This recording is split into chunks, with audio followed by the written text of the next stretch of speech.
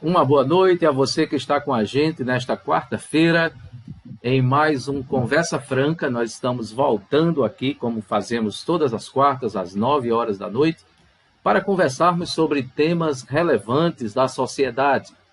E hoje nós estaremos recebendo, já está com a gente aqui, já conectado, o nosso querido presbítero Eric Freire.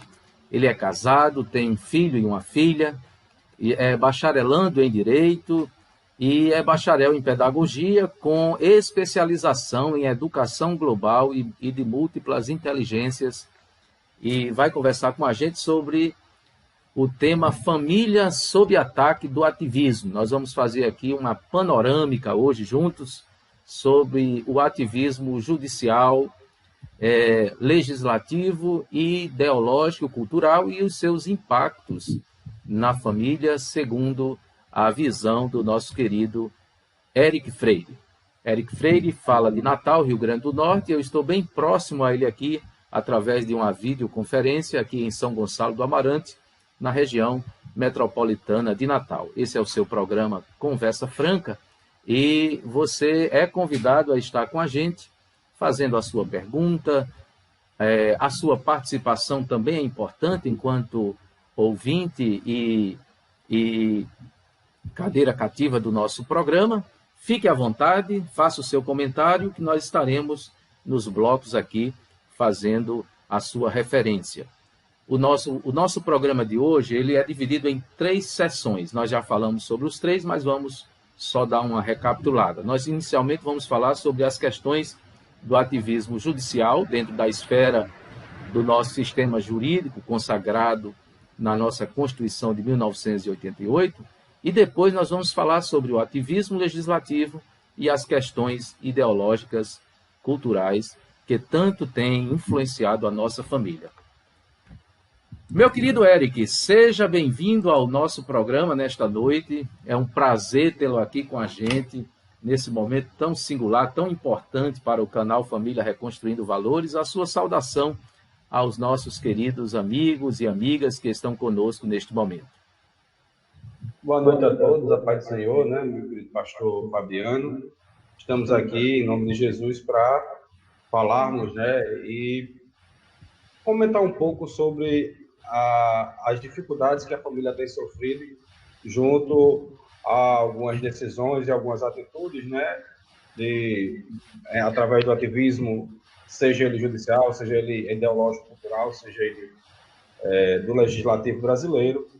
E alguns ataques têm sido feitos, né, de forma ordenada, e nós temos que estar alerta, né, para essas questões, né, para que protejamos nossos filhos, nossa família. E o que nós priorizamos já que como a Constituição diz que a família é a base da sociedade, temos que preservar a base, porque sem base nenhum edifício se estrutura. Logo, se não tem família, a população, vamos dizer assim, a sociedade, ela tende a ruir. Exatamente. Muito bom a sua colocação. Eric, a gente observou, pelo menos eu sou de uma época que acompanhei, quando criança, as transformações que o nosso país tanto viveu com o fechamento com o cessar, né, do regime militar e com a chegada da democracia. Eu era criança, adolescente, quando houve aquela célebre eleição onde Tancredo Neves ele foi eleito e não tomou posse devido a tudo aquilo que historicamente já está registrado. E anos depois viria a nossa Constituição, que é chamada de Constituição Cidadã, onde Ulisses Guimarães foi um dos grandes protagonistas, inclusive foi o presidente da Assembleia Constituinte.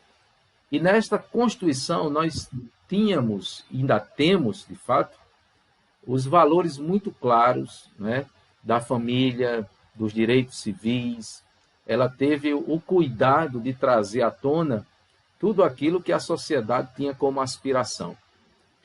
E o sistema judicial que nós temos hoje, eu sou leigo no assunto, não tenho formação na área de direito, mas pelo que a gente vai lendo, ele está muito bem escopado dentro do conceito da nossa Carta Magna. Ela está muito bem delimitado, né?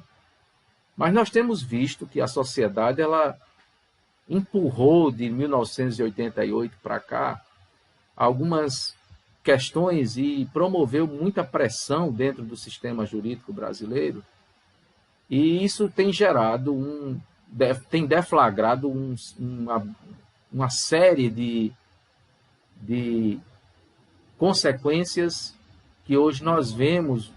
A sociedade brasileira hoje atônita, ela observa, ela vê isso claramente, que o protagonismo do judiciário ele é tamanho que ele entra em questões que nós, cidadãos comuns, muitas vezes não entendemos. E às vezes até a gente não aceita que essas coisas possam acontecer, porque nós temos 3 poderes na República: o poder executivo, o legislativo e este do qual nós estamos falando agora, que é o poder judiciário. Mas a minha pergunta é, já que fui tão prolixo nessa introdução, quais os efeitos que você tem observado, né, desse ativismo, desse protagonismo do judiciário dentro das nossas famílias? Efeitos bons, se tiver, e efeitos que possam estar prejudicando o andamento da família brasileira. Pastor Fabiano, antes de a gente falar sobre essa questão do ativismo judicial, né, o ativismo, principalmente quando se trata dos tribunais superiores, no caso, e o Supremo Tribunal Federal, né, que é o STF, a gente tem que entender que a formação do STF, ela tem sido, né, durante vários anos, uma formação, vamos dizer assim, política e ideológica, né, porque tem se colocado pessoas lá por vários governantes que passaram com o intuito de aparelhar, vamos dizer assim. A gente vê isso muito claramente, não sou eu que estou inventando isso já é bem falado sobre isso, né? É uma situação difícil para a população brasileira e uma situação difícil também para aqueles que prezam, né? Prezam pela isonomia e pela igualdade de direitos, né? E o que acontece é que às vezes não, sempre, quase sempre agora a gente tem um conhecimento quem são, por exemplo, se hoje você perguntar a qualquer brasileiro o nome de 3 ou 4 ministros, muitos deles vão saber, né? E se você perguntar hoje, que antigamente todo mundo sabia escalar, se perguntar a seleção brasileira, os 11 jogadores da seleção brasileira vão dizer Neymar, né? E um ou outro que vão lembrar. E esse protagonismo é positivo? Não, é negativo. Nenhuma Corte Suprema, porque no caso o STF é como se fosse a Corte Suprema brasileira, nenhuma Corte Suprema no mundo se expõe tanto como os ministros do Supremo Tribunal Federal do Brasil, né? E, por exemplo, ministros que vão fazer live com pessoas que têm uma definição ideológica pronta, todo mundo já sabe como que essas pessoas são, ministros que se expõem em lives falando de assuntos que não concernem ele falar, entrando, isso que se chama ativismo judicial. O que seria isso? É quando o judiciário ele atinge a função de outros poderes.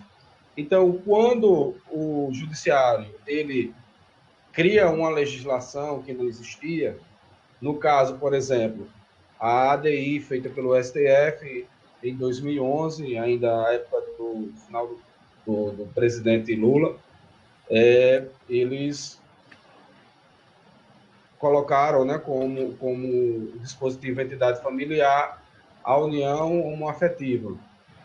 E o que acontece? Eles criaram, vamos dizer assim, por interpretação, eles dizendo que eram direitos fundamentais e tal, e que tinham características de identidade familiar, como se aquilo ali fosse, né, aquela relação de homem e homem, mulher e mulher, no caso homossexual, homoafetiva, elas é como se eles fossem um casamento normal, como se fosse uma família comum que estava ali na Constituição, que está ali nos dicionários jurídicos, né? Todos eles falam sobre essa temática. E o interessante é que, quando eles fizeram isso, eles legislaram, porque o papel de dizer se era ou não era do legislativo. O legislativo tinha que votar essa seria um projeto de emenda constitucional, deveria ser uma PEC, certo? Para depois virar uma emenda constitucional, e não foi feito. Na realidade, o judiciário colocou o carro na frente dos bois. E o que acontece? Termina prejudicando o conceito de família, e muita gente ficou chateada com essa situação de ver o judiciário dando opinião, né, em cima, claro que usando suas interpretações, eles fizeram um respaldo para eles, né, usaram até, inclusive no texto, eles utilizaram um autor, que é Kelsen, que é um autor positivista, que ele diz assim, o que está na lei, está na lei. E eles utilizaram de forma contrária, né, para respaldar essa decisão. Então, o STF, o problema do STF e do judiciário brasileiro é misturar o que temos de, como eu posso dizer, o que temos de lei com o que eles pensam. E não dá. O que a lei diz é uma coisa, o que eles pensam pode ser diferente. Eric, deixa eu só fazer um parênteses, que você falou uma questão que ela é exatamente a base do que nós estamos conversando. A Constituição brasileira, na sua letra, na letra de lei, ela reconhece a família a partir de quais entes, como é que é a composição familiar, segundo a Constituição brasileira? Na Constituição brasileira há uma certa abertura para fazer interpretações. Isso aí eu não posso dizer que não. Há uma certa abertura. Agora, há uma lei, né, de 1975, se eu não me engano, eu não estou lembrando o número agora, mas eu tinha anotado aqui, de 1975, que ela trata acerca do que é a família, né? Inclusive, eu tenho aqui o dicionário, né, o dicionário jurídico, de 2010, eu peguei ele antigo já para poder mostrar que dentro do dicionário a família tinha um significado, certo? Um significado diferente do dia de hoje. Na realidade, o primeiro conceito mais interessante para a gente ver é o conceito de casamento, certo? Porque casal e casamento é diferente de família. Pelo menos na época do Antigo Testamento, né? E também na época de Cristo, as pessoas tinham casamento, era uma coisa, a família era outra. A família era quando tinha composição de filhos. Por isso que quando uma mulher ela não tinha filhos, ela ficava muito triste, porque ela não tinha para ela uma família de verdade, né? Mas, e o casamento tem aqui, ó, no dicionário, certo? O dicionário de direito, o dicionário jurídico de Diocleciano Torriere, ele diz assim, ó, casamento, união entre homem e mulher, lícita e permanente. Diz assim também, definição de cláusula vacua, diz assim, contrato bilateral e solene pelo qual um homem e uma mulher se unem indissoluvelmente, legalizando por eles suas relações sexuais, estabelecendo a mais estreita comunhão de vida e de interesse e comprometendo-se a criar e a educar a prole que ambos nascer. Então, quer dizer, em 2010, dentro dos dicionários jurídicos, no caso esse aqui que é muito reconhecido, que é Diocleciano Torriere Guimarães, ele mostra que o casamento é entre homem e mulher. Quando o STF toma essa decisão da entidade familiar em 2011, poder ser considerada através de uma união homoafetiva, ele retira esse conceito que já existia na Constituição de 1988.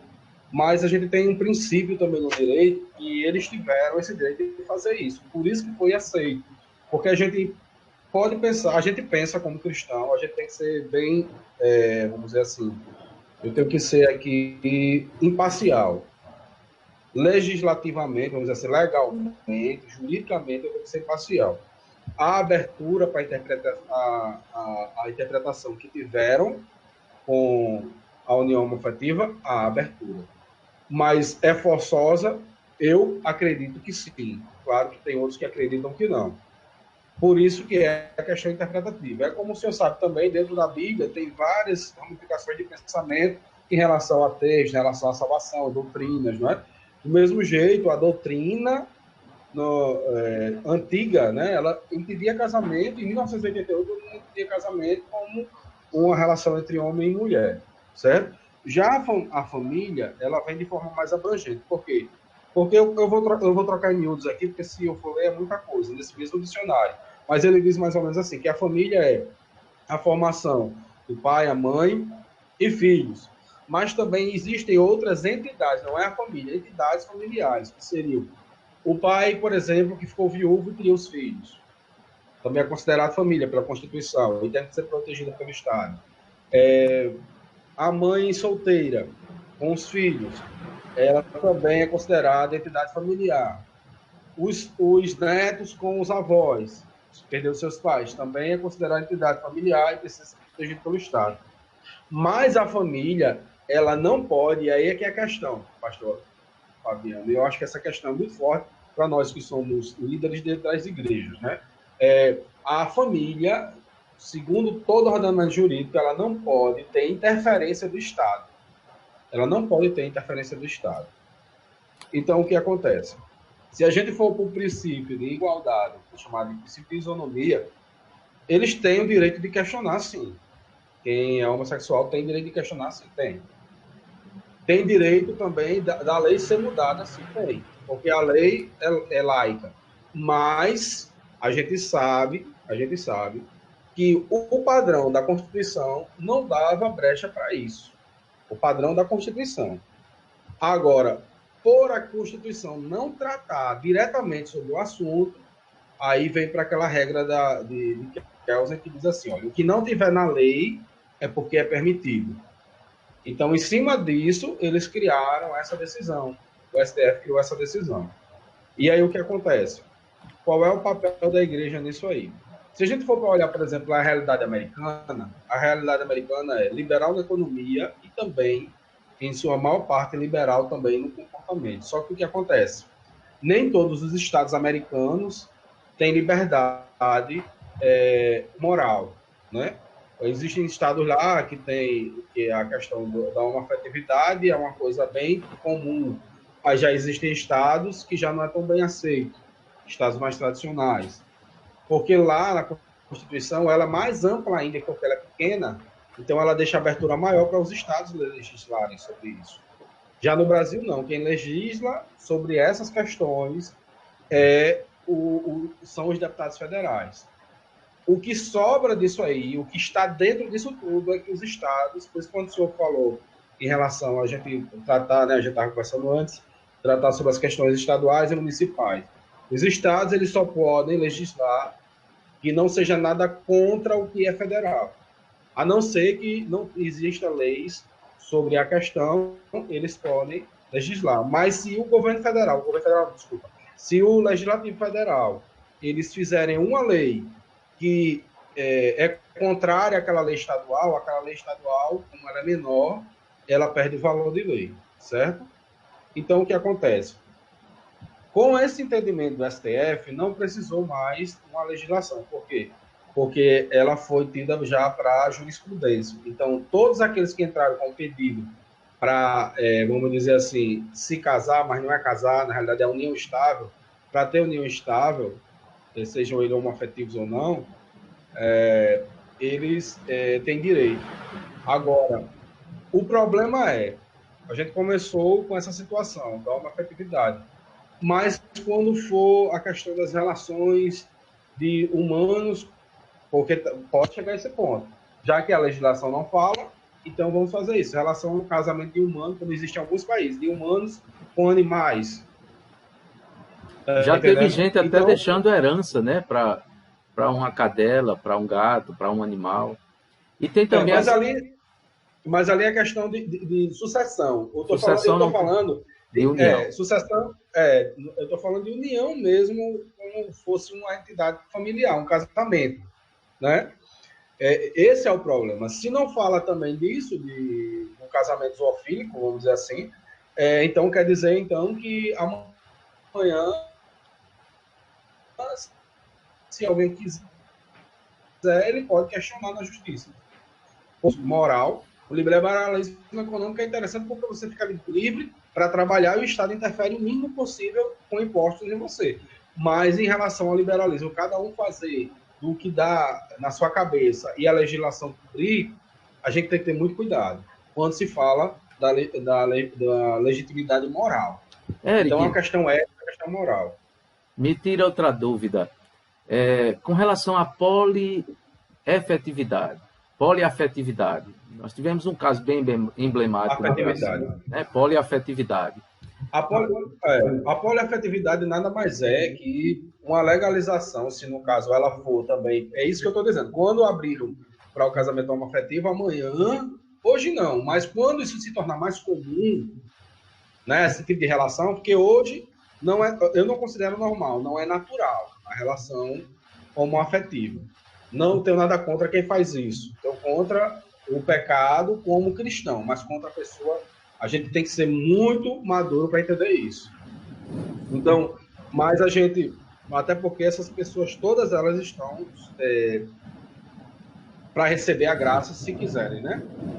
Mas voltando ao assunto principal, a gente está falando mais da parte legislativa, ou legislativo não, e poliafetivo, que é, no caso, solicitar e, de repente, quando isso se torna mais comum, não normal, mas mais comum, e solicitarem, aí vai bater de frente com outra lei brasileira, que no Brasil ninguém pode ter um casamento poligâmico. Entendeu? Ninguém pode ter uma relação poligâmica. Mas no Brasil já é regulamentada a poligamia.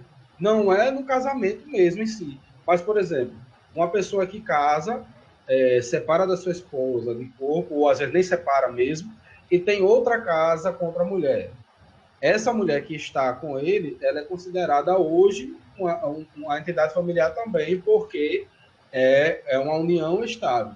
Só que antes era um concubinato, vamos dizer assim, para ficar mais fácil de entender, ilegal. E hoje já é considerado como também entidade familiar, tendo os mesmos direitos de sucessão aos filhos, né? E às vezes até de herança também da esposa, como meira. Me tira uma dúvida agora. Assim, nesse contexto, né, de ativismo judicial, eu não vou nem falar, a gente ia falar um pouquinho sobre a intransigência do judiciário nos outros poderes, mas o nosso bloco para esse assunto já está bem recheado. Na sua opinião, como um observador do direito, como pedagogo, como uma pessoa que tem um conhecimento, digamos assim, de vivência com a docência e com famílias, que repercussão você observa nas famílias nesse contexto atual? Antes de você dar a resposta, eu quero só, mais uma vez, lembrar os nossos queridos que estão tendo acesso a esse material que nós respeitamos qualquer forma de crença ou até de não crença. Respeitamos até o fato de, se você, porventura, não acredite naquilo que nós acreditamos. Mas eu quero lembrar que esse canal, o canal Família Reconstruindo Valores, é um canal cristão. Então, os nossos valores, eles estarão espelhados, né? Eles estarão baseados no que a Bíblia Sagrada, ela nos informa. Então, você que está com a gente já sabe disso, mas eu quero só destacar que nós respeitamos qualquer forma de pensamento, qualquer ser humano merece o nosso respeito, e também, assim, os animais, a natureza, nós precisamos respeitar tudo e todos, né? E nós procuramos fazer isso com muita tranquilidade. Então, fica com a gente. Mas responde para mim, Eric, agora, como é que você vê essa interferência dentro da raiz da família, né? Nós somos um país de base judaico-cristã. A nossa Carta Magna Maior, ela tem esse plano de fundo dessa cultura judaico-cristã. Inclusive, eu já vi muitos debates acalorados na Câmara Federal inclusive para que fosse banido a Bíblia, que fosse desconstruída a cultura judaico-cristã. Quem é cristão e quem é atento ao legislativo já deve ter visto isso, nós vamos já tratar sobre isso lá na frente, mas com relação ao judiciário. Pastor, tem uma questão, a gente pode tomar duas atitudes como cristão. Primeira atitude é ver o que está acontecendo e continuar e permanecer com a nossa doutrina, certo? E ensinar às nossas famílias a condução que a Bíblia diz. E não se meter com essas questões. Essa é a primeira atitude, certo? A segunda atitude é a atitude mais combativa. Essa primeira atitude é uma atitude, eu não vou dizer omissiva, mas vamos dizer passiva. E poderia ter uma atitude mais combativa, que seria questão de questionar o judiciário e ir contra essas atitudes, tal. Mas a gente tem que pensar no seguinte fator. Na hora que a gente começa também a entrar em combate, a gente também abre como é que eu posso dizer assim? A gente abre a condição para que o judiciário cada vez mais trabalhe contra a igreja, contra os cristãos. Os cristãos que eu digo não é qualquer cristão, estou falando cristão que realmente professa a fé. Porque dizer que é cristão é muito fácil, né? No Brasil é muito comum as pessoas dizerem que são cristãs, que são católicas, mas na prática não professam a fé cristã, né? Então a gente tem que ter muito cuidado em relação a isso. A gente pode tomar duas posições como família. E não atinge diretamente, a legislação não atinge diretamente a família. Por quê? A família cristã. E isso eu não estou querendo analisar nem nada não, estou querendo ser bem direto. Por que não atinge? Porque as nossas famílias cristãs elas vão permanecer tendo respaldo jurídico para existir como família nuclear, certo? A família nuclear sempre vai existir, a não ser que haja uma legislação. Quando é que eles vão atacar diretamente a gente? E é isso que a gente tem que ter um pouco de cuidado. Porque quando a gente começa a ser combativo em alguns aspectos, a gente esquece de outros. A não ser que fosse proibido por lei, que não vai ter condições disso, porque a Constituição, nesse lado, protege, ela fala sobre isso, mas fosse proibido por lei o casamento heterossexual, né, e monogâmico, que isso não é proibido. O que aconteceu foi uma interpretação que eles tiveram e alargaram o conceito de entidade familiar e não de família. Aí tem algumas pessoas que estão querendo mudar nos dicionários, né, o que é família, mas esses aí são irresponsáveis, porque não modificou o conceito de família, nem na legislação, nem na Constituição brasileira. O que modificou foi só a interpretação do que seria mais uma entidade familiar, que pode entrar futuramente outras entidades familiares, que a gente não pode não concordar e não vai concordar, mas que se houver esse tipo de ativismo judicial, de interpretação própria, inclusive o ministro Barroso, ele é um ministro que ele é ativista de carteirinha, ele mesmo disse que é a favor da interpretação, né, do juiz própria, né, a interpretação mais, vamos dizer assim, liberal, certo? Então, não atinge diretamente a igreja, no sentido de que ninguém é obrigado, dentro da igreja, a casar com outro homem ou com outra mulher, né? Ninguém é obrigado a casar, ser homossexual. Agora, atinge a igreja no sentido em que, por isso que as igrejas retiraram os casamentos religiosos com efeito civil, porque seriam obrigadas, né, a casar essas pessoas dentro da igreja, né? Mas não é um casamento. A gente tem que entender que ainda é como se fosse uma união estável, né? Alguns querem dizer, não, vou casar, mas num documento de casamento não. Eles têm um contrato diferente do contrato de casamento, da certidão de casamento, desculpa. Freire, me dá aí um palpite. O atual presidente da República, Jair Messias Bolsonaro, ele, se eu não estou enganado, ele vai indicar 2 ministros para a Corte Suprema do país. Você é capaz de dar um palpite sobre quem ele irá indicar ou você prefere aguardar os fatos? Não, eu não tenho problema de errar, não. Mas, assim, o palpite, o único que eu tenho... Eu não vou dizer que eu tenho certeza, mas eu acho que ele tem 75% de chance, se ele continuar na linha, é o ministro da Justiça, o atual ministro da Justiça, que é evangélico. E um segundo, que se eu não me engano, ele é da área do direito, eu não tenho muita certeza, mas eu acho que o ministro da Educação também. Se eu não me engano, ele é da área do direito. Mas ele, eu acho que a porcentagem é baixa, mas o ministro da Segurança, da Justiça e Segurança, ele tem 75% de chance, eu acho, de ser chamado. Ele é pastor, ele é evangélico, se não me engano, é presbiteriano, é batista, e é alguém que assim, defende veementemente a família, e como o presidente tinha dito naquele dia, quando ele estava numa reunião, ia colocar alguém que fosse, foi outra expressão, mas eu vou usar essa, uma pessoa que fosse radicalmente cristã, né? Cristã de raiz, né? Entendi. Então, eu acho que ele tem mais possibilidade. Pode ter outras pessoas, com certeza, e nessa gama de pessoas que estão por trás ali, né, dele, que a gente não sabe, e ele pode, como escolheu para a educação uma pessoa que a gente nem conhecia, né, duas pessoas, três na realidade, né, os três que foram escolhidos, o que assumiu, passou um tempo, o que assumiu, mas não assumiu, aliás, né, só foi nomeado, que é Decotelli, e esse agora que foi também chamado, que é o pastor. Então, com certeza, esse, esse, essa decisão do presidente, eu acho que vai rodar por esse aspecto aí. Duas pessoas que sejam do meio cristão e que sejam conservadoras. Perfeito. Nós queremos, nesse momento, fazer um breve intervalo só para falar para você sobre a nossa programação semanal. Hoje nós temos o Conversa Franca, às 21 horas, e na sexta-feira, às 20h30, nós temos aqui o Devocional FRV, que é um trabalho que fazemos aqui de oração, de louvor.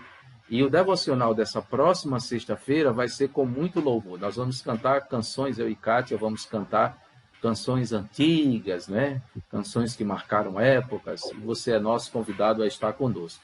Eu quero também referenciar que nós estamos tendo o apoio da plataforma Multinegócios RN, está aí na sua tela. Vai lá no Instagram, a Multinegócios RN está com uma promoção nesse momento, está fazendo uma campanha para todos aqueles que estavam saindo dessa fase, que estão saindo dessa fase difícil que nós temos aí nesse processo de recessão.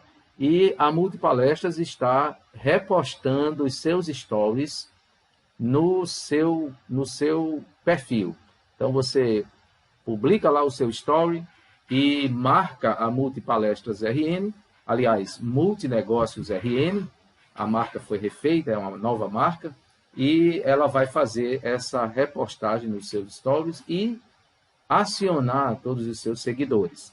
Então, fica com a gente, nós vamos agora tratar, Freire, sobre o ativismo legislativo. Esse aqui é cruel, né? A Casa Legislativa, chamada Casa do Povo, a Câmara Federal, tem sido palco de muitas polêmicas, né?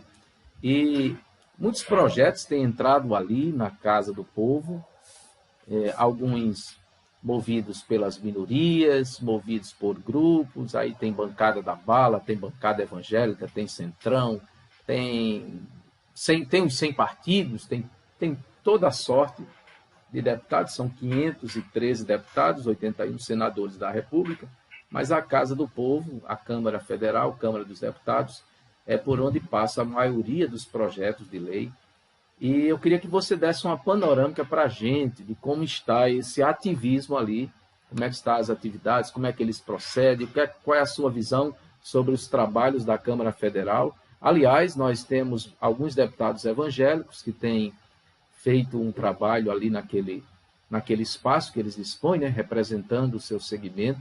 E eu gostaria que você nos desse esse posicionamento sobre as atividades e se você tem algum destaque a fazer de algum projeto específico que tem sido alvo de críticas e que tem influenciado na família. Fique à vontade para fazer o seu comentário. Na realidade, a gente está acostumado a ter muitos projetos que são votados, né, como chama aqui no Nordeste, e no meio militar também se chama, na surdina, né? Então, a questão do legislativo, eu não culpo tanto só o legislativo, Porque, olha só, pastor Fabiano, tem uma diferença existente entre o judiciário e o legislativo que é muito interessante. Por exemplo, os ministros do STF e todo o judiciário, nenhum deles é colocado por votação. Todos eles são por concurso público ou então por indicação política, no caso do STF, né? Indicação do presidente da República. Mas aí, olha só, nenhum desses é cargo eletivo. Mas a Câmara Federal, ela é o reflexo, apesar de chamar a Casa do Povo, eles não votam do jeito que a gente quer. Mas por que as pessoas votam nessas pessoas? Né? Então, se há essas votações, se há esses deputados que estão votando em projetos que são contra a família, que são contra os valores cristãos, se há isso, é porque os cristãos, eles não estão sendo, apesar de ser maioria, mas eles não estão tendo consciência suficiente para, vamos dizer assim, colocar pessoas que seriam hábeis para colocar projetos importantes.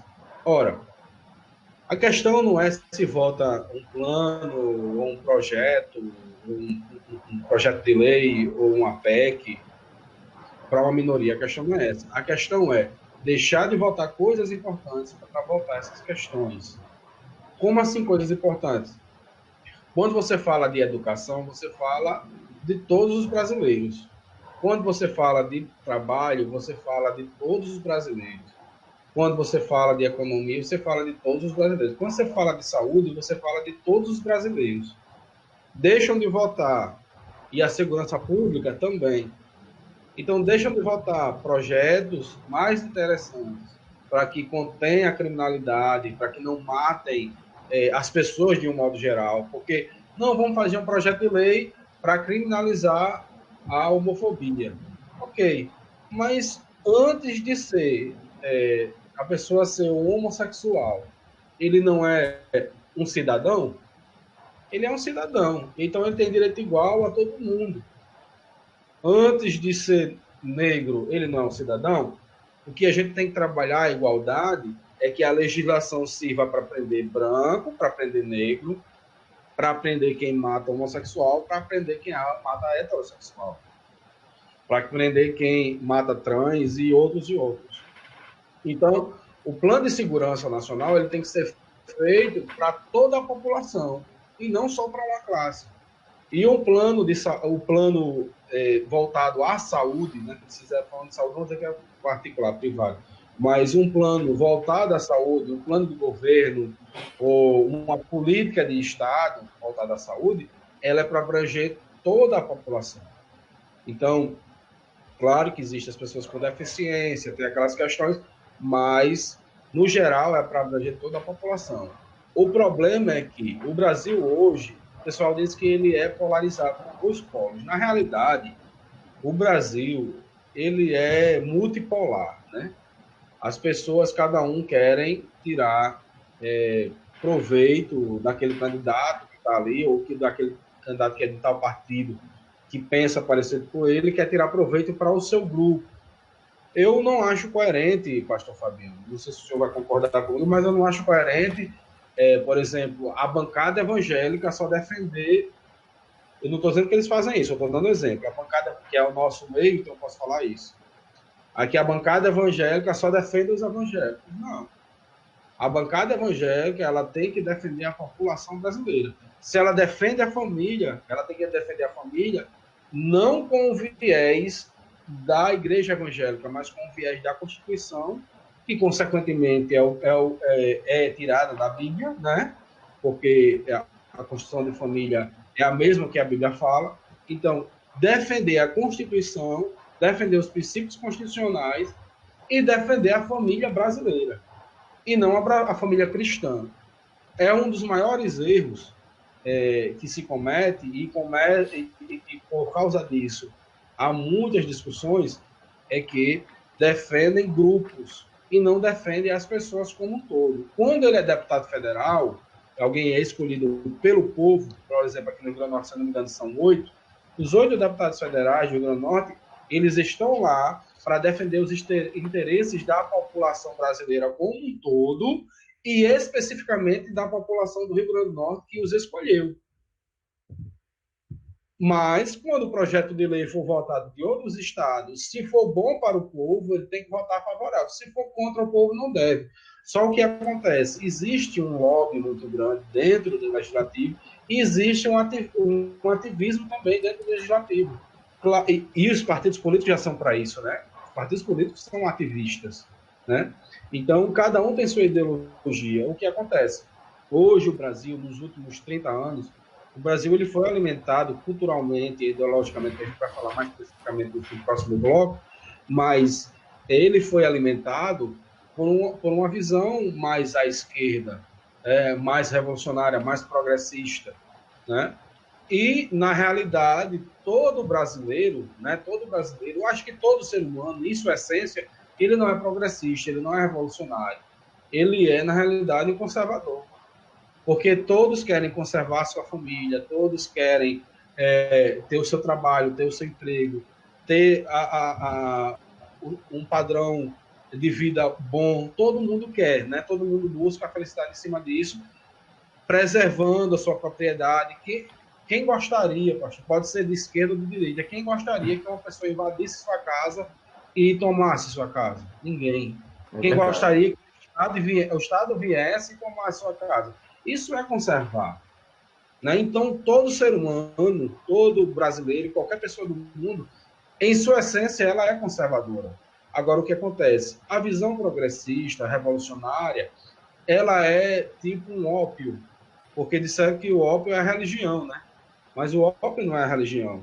O ópio é a visão revolucionária, porque você vive num mundo ideal que nunca vai existir aqui na Terra, né? Para a gente que é cristão, a gente sabe onde é que vai ter esse mundo ideal. E mesmo assim, muita gente não vai gostar desse mundo ideal, por isso que não vai para lá. Mas o mundo ideal aqui na Terra não vai existir. Essa utopia de igualdade, a própria Bíblia diz, né, que sempre haverão os pobres, né? E que a gente sempre os ajude. Então a gente tem que ter essa condição. O deputado está lá para proteger a população brasileira. E quando ele é eleito por uma unidade federativa, ele tem responsabilidade sobre aquela unidade federativa. Ora, se não vem recurso federal para o Rio Grande do Norte, então uma parte de culpa são dos deputados e dos senadores. Mas os senadores não são a casa do povo, né? Mas os deputados é considerada a casa do povo. E até que ponto a culpa não é só deles, é da população, né? Por que a gente colocou aquelas pessoas? Fulano e tal, esse fulano, não vou dizer nomes, né? Esse fulano é uma pessoa do Rio Grande do Norte que se elegeu, esse fulano do partido tal, isso é um ladrão. Aí quando você pergunta, você votou em quem? Eu votei nele. Quer dizer, eles têm culpa, mas a culpa primeira é da população que eles colocam. Eles não apareceram lá de mágica. Não foi uma caixa de Pandora que se abriu e todo mundo foi lá e falou, aqui é minha cadeira, minha bancada. Não. Não. Se é uma bancada evangélica, é porque os evangélicos, a maioria deles votaram naquelas pessoas. Se aquele evangélico não é padrão, por que votaram nele? Se não é uma pessoa que você sabe que pode ter um respeito, por que votaram nele? Né? Então, são essas questões que a gente tem que reavaliar. Eles usam de ativismo? Usam. Eles usam de ideologia? Usam. Mas quem colocou eles lá fomos nós. E na sua opinião, Éric Freire, como é que está a família brasileira na pauta do Congresso Nacional? O que é que você tem a dizer sobre os projetos que lá tramitam, a sua visão nesse sentido? Se eles não existe interesse nenhum. Eu digo para o senhor aqui com muita tranquilidade, não existe interesse nenhum de pautas de família. O interesse lá, na realidade, os interesses são próprios. Por isso que a gente vê hoje essa guerra entre o Congresso Nacional e o Executivo Federal. Né? Eu não vou falar de pessoas, né? Não de pessoas, estou falando dos cargos, das funções, dos poderes. O Congresso Nacional, ativisticamente, ele atinge o governo federal, muitas vezes não sancionando leis que o presidente fez através de medida provisória. Por exemplo, carteira de estudante gratuita. Foi feita a medida provisória para ter sido votada pelo Congresso. Simplesmente o presidente da Câmara de Deputados não se colocou não colocou em votação a MP, a medida provisória. É provisória, então caducou, e aí todo mundo tem que pagar de novo sua carteira de estudante, né? 20, 30 reais, que para muita gente é muito dinheiro, né? Então, caducou. A legislação, também, o presidente fez a medida provisória do 13º salário no Bolsa Família, né? Que vai ser o Renda Brasil agora. Também do mesmo jeito, se fizeram de maluco, não votaram para que não fosse atribuído a esse governo. Ou seja, será que são interesses que eles têm da população ou eles têm interesses próprios? Entendeu? Quantas pessoas não seriam beneficiadas com esse 13º de Bolsa Família, né? Por mais que seja um valor irrisório para a gente, mas para muita gente ali é a alimentação do mês, entendeu? E aí, então o que acontece? Não existe votação específica para querer valorizar e fortificar a família. Mas isso é culpa nossa, porque a gente coloca lá só gente interesseira, só gente lobista, pessoas que são do lobby da indústria farmacêutica, pessoas que são do lobby industrial, pessoas que são do lobby do agronegócio, entendeu? E cada um vai tirando seu interesse, né? Vai seguindo seu interesse. Então não existe pauta para a família. Existe um ou outro que faz o alarde, que fala, não, que a família sei o quê, mas muitas vezes ali é só discurso na TV ali para que se angarie votos. Na prática, eles não batalham, porque se tiver uma vantagem no projeto mais vantajoso para eles, eles aceitam. Né? É o toma lá da cara. É isso aí. Só lembrando que esse ano nós temos eleição para prefeitos e para vereadores. Né? Então, você que é eleitor no Brasil, veja direitinho com quem você está votando, analise a pessoa, analise seus projetos, veja se ela combina com aquilo que você pensa, com a sua pauta de vida, de caráter, enfim. Pensa nisso e vai lá e cumpre o seu objetivo. Será no dia 15 de novembro e para as cidades que terão segundo turno, será no dia 29 de novembro. Freire, nós vamos agora para o último bloco. Nosso programa já está com 51 minutos. Está bem concorrido. Que maravilha, você tem dado o seu ponto de vista, não é? E a gente está aqui para ouvi-lo, né? Nossa missão aqui é entrevistar, ouvir e tentar mediar aquilo que você está trazendo para a gente. Então, nós vamos tratar agora um pouquinho, talvez a área mais picante do assunto está aqui nesse último bloco, que é sobre o ideologismo cultural, né? O ativismo ideológico cultural. Como é que está convivendo essa cultura chamada povo brasileiro, que ela recebe muita influência ocidental, né? E vai se formando. A cultura, ela, apesar de construir a identidade de um povo, ela vai se formando e se reformando na medida em que o tempo vai passando.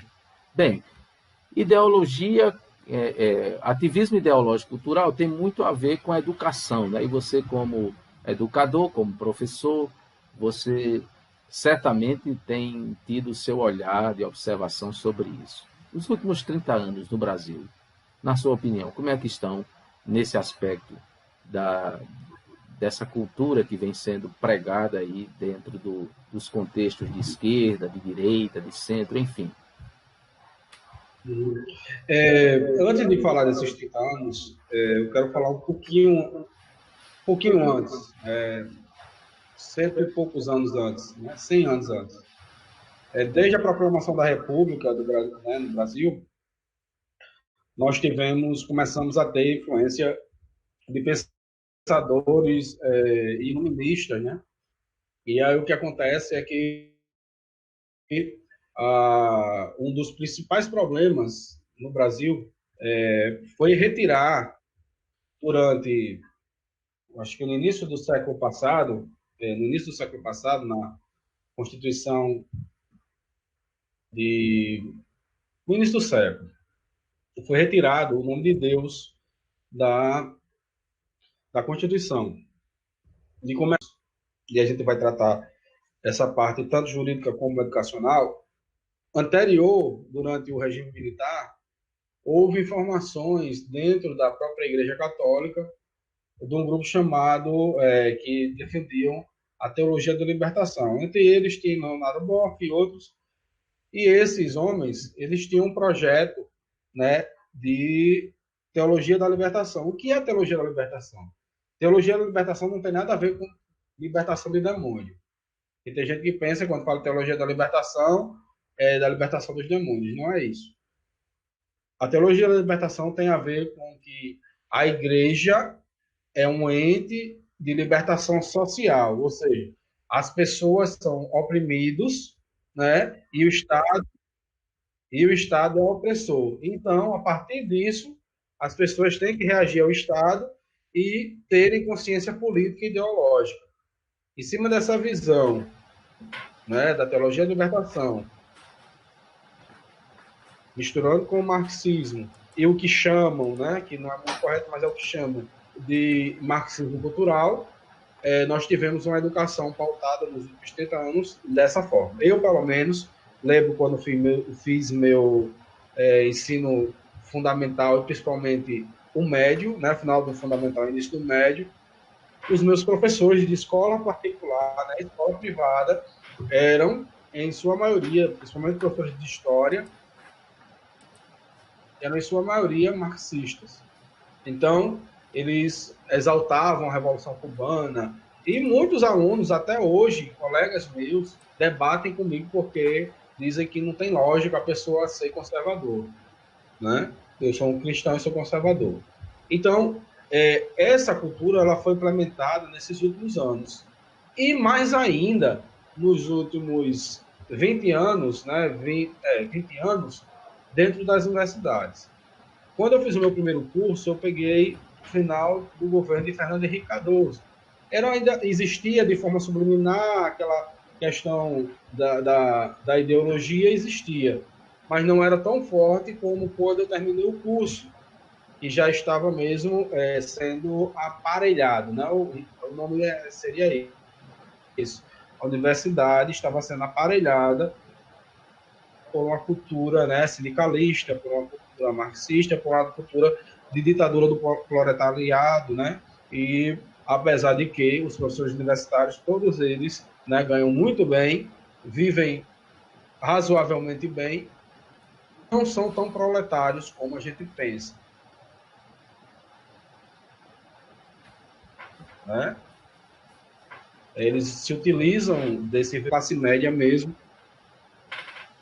e não, eu duvido muito que eles queiram morar aqui na Zona Norte, no Vale Dourado, no Igapó e no Paraíso. Eles não querem Filho do Camarão, eles não querem. Você pode procurar, é muito difícil você achar um professor da Universidade Federal do Rio Grande do Norte que queira morar no canto desse. Eles só querem morar no condomínio de luxo. Então, é uma teoria para os seus alunos, que, na área tecnológica não tanto, mas alunos de ciências, alunos de arte, de música, que chegam nas escolas de ensino fundamental e estão cada vez mais deixando de ensinar o conteúdo, enfraquecendo a educação e trabalhando muito em ideologia, certo? Que ideologia? A ideologia de oposição de esquerda progressista, que ensina as pessoas como posso dizer, a protestarem, mas não ensinam o porquê desse protesto. Ensinam as pessoas a irem atrás do seu direito, mas as pessoas não sabem do seu direito. Isso é uma coisa tão clara que naqueles movimentos de 2012, muitos jornalistas chegavam e a gente até sorria, porque a pessoa, sei lá, eu acho que é por causa de 20 centavos da passagem. Mas não sabiam o que estava fazendo, só era, né, aquele negócio da onda, né? O pessoal ia. Então, a gente tem que ter muita consciência acerca disso, porque muita gente acha que isso não é verdade, que isso é uma teoria da conspiração. E não é. Não é. Não é por nada, mais nada menos que a educação brasileira está entre os últimos lugares, às vezes brigando ali pelo último lugar no mundo, né, nos testes, né, no PISA e nos testes que tem aí da educação básica e fundamental. porque se ensina muita ideologia, mas esquece de ensinar a matemática, a língua portuguesa, as ciências, né? E quando vão falar sobre os índios, colocam por exemplo, só colocam a questão do desmatamento, a questão de que os índios perderam as casas, mas não colocam um processo histórico disso tudo. Querem colocar a crítica só em cima do momento, mas não falam do processo histórico, não falam como foi formado o Brasil, como foi que chegaram os portugueses aqui. Eles não estão preocupados com isso, eles só querem dizer que existem duas categorias: aqueles que exploram, ou seja, os opressores, e aqueles que são explorados, os oprimidos. Na época da colonização brasileira, seriam os portugueses, e os opressores, e os oprimidos seriam os escravos e os índios, né, africanos. Hoje, os opressores são os empresários, não é o Estado, são os empresários, e os oprimidos são os funcionários desses empresários. Então, logo, a gente não pode colocar como oprimido um professor universitário que ganha mais de 20 e 25 mil reais como um oprimido, né? Uma pessoa que tem capacidade de decidir muito bem o que quer e, às vezes, até combatendo o governo federal, inclusive ferindo a lei. Muitos professores, até da área do direito, ferindo a lei dentro da sala de aula, levando para aqueles jovens de 18, 19, 20 anos que tem uma cabeça Nutella, né? Uma cabeça Nutella, informações que ele tem, como eu posso dizer, ele é privilegiado para ter aquelas informações e ele manipula e dá aquele conteúdo do jeito que ele quer, e não do jeito que o conteúdo é.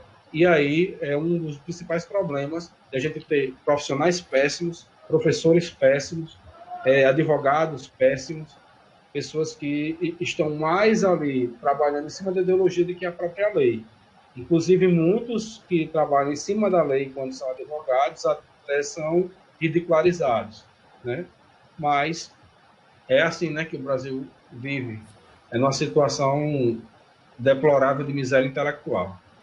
E uma das coisas estranhas nesse processo aí é que pensar diferente do que esses professores, os formadores de opinião dentro do sistema educacional, parece ser algo proibido, né? O cerceamento da voz, né? Sim. Eu tenho um caso prático comigo, pastor Fabiano. Na UERN, né, recente, um professor, eu dei opinião, não vou falar o nome dele, que seria incoerente, não, seria antiético, né? Incoerente seria porque foi a verdade. E eu cheguei para um professor, mostrei minhas visões, a gente conversando sobre filosofia, mostrei minhas visões, né, as visões que eu tenho em relação ao que era filosofia, comentando sobre Platão, sobre Sócrates, tudo.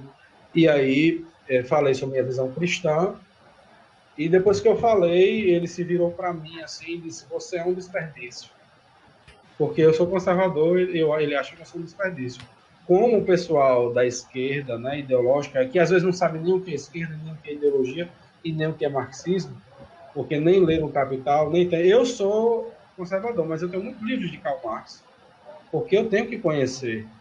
Como eu tenho muitos livros de Roger Scruton, que é conservador, de Stuart Mill. Então, o que a gente tem que entender? Quando ele falou isso para mim, ele disse: "Você é um desperdício". Muitas pessoas de esquerda dizem isso. Para ser conservador, tem que ser, no mínimo, ignorante. É intelectualmente limitado. Aí eu pergunto, pastor Fabiano, me responda: quem não é intelectualmente limitado? Todos nós somos intelectualmente Há limitados. de se ter um certo limite, né? Na Todos nós inteligência. somos. O único que não tem limite intelectual se chama Deus, porque ele é onisciente e conhece todas as coisas. Mas nós todos temos limites intelectuais. Aí quem é de esquerda, quem é de direita, é ser humano, tem um limite intelectual, né? Então, essa questão da ideologia, eu convivo muito bem, pastor Fabiano, pessoalmente com pessoas que pensam com a esquerda. Agora, a gente deixa de conviver bem, não eu, mas eles, quando eu falo o que a Bíblia diz, o que eu penso, é como o Senhor disse, né? É como se fosse uma agressão a eles eu pensar diferente. E não é verdade isso, né? E você vê mais essas pessoas agredindo do que sendo agredidas, né? Essas pessoas cuspindo o rosto de outras, né?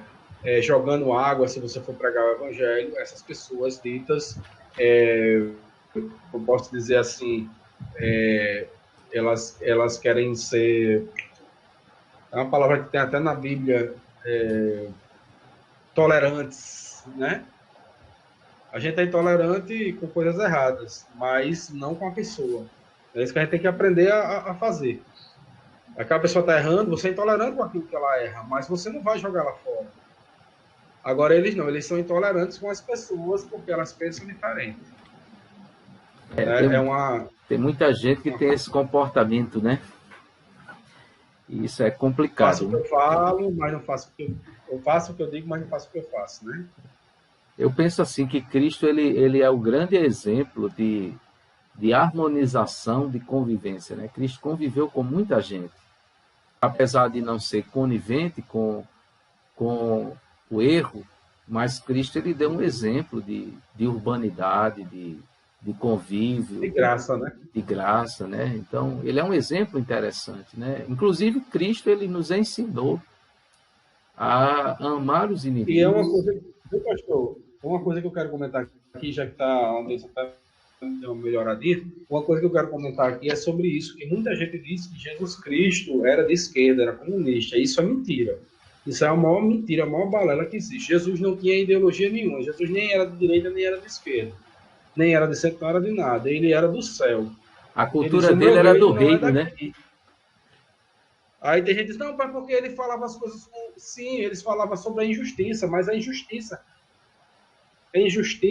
em qualquer lugar. Você pode ser de esquerda ou de direita, mas você sabe que se uma pessoa ali está trabalhando e você não paga um salário, aquilo é injustiça. Se você bota uma pessoa para fazer algo para você e você humilha aquela pessoa, aquilo é injustiça.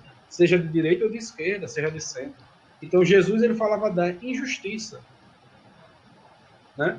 Ele não falava contra o pobre, contra o oprimido, mas ele não falava de poder, de tomar poder, de tomar lugar, de ter uma ditadura do proletariado. Pelo contrário, ele morreu na mão dos seus algozes, né? É pura verdade, isso mesmo. Pois bem, querido, foi um prazer. Ah, você ainda está concluindo? Desculpa, não estou lhe ouvindo bem. Não, Já com... Jesus Cristo nunca foi marxista, né? Nunca Ah, tá. foi nem marxista, nem liberal, nem conservador. Ele não era nada disso. Ele é Deus, né? Ele é o dono de todos, ele é o Senhor de todos, que tem a ideologia e quem não tem, né? Eric, a Ele tua não é imagem tribal. ela travou aqui na tela. Ela está travando aqui. A produção está me indicando. Não sei se é a tua Mas aqui internet. tá ok. Tá ok? Tá Mas saindo aqui tá ok. tranquila? Perfeito. Mas a sua voz está chegando bem aqui. Está chegando normal. Está normal aqui. Ok. Bem, agora agradecendo a você por esse momento aqui com a gente, a sua informação, as suas colocações. Seu momento de despedida do nosso público, fique à vontade. Amém, meu querido. Eu quero agradecer ao senhor, né, pastor Fabiano, uma bênção esse trabalho, né, para as famílias e espero ter contribuído, né, a contento e quando o senhor quiser, estou à disposição para lhe obedecer. Amém? Um abraço.